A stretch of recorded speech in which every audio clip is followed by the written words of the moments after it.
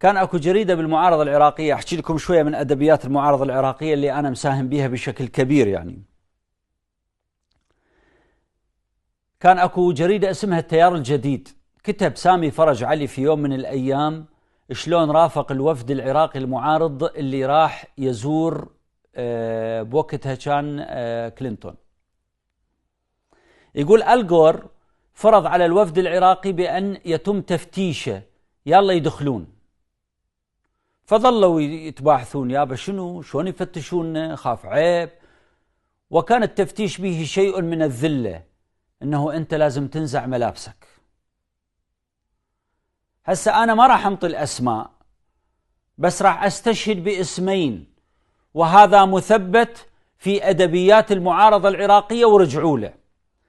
محمد بحر العلوم قال لهم عمي على شنو دايخين؟ انا اول واحد انزع، ذبت جبه ونزعت جداشته وطب، راح للتفتيش. مسعود بارزاني رفض ان يتم تفتيشه وترك البيت الابيض وراح الى الفندق قعد. الغور ايش سوى؟ جاء نائب الرئيس ايش سوى؟ عاف ذولا اللي نزعوا كلهم وراح للفندق قعد. راح اعتذر من مسعود بارزاني، قال له فعلا اعتذر، انتوا المفروض ما تتفتشون، تفضلوا.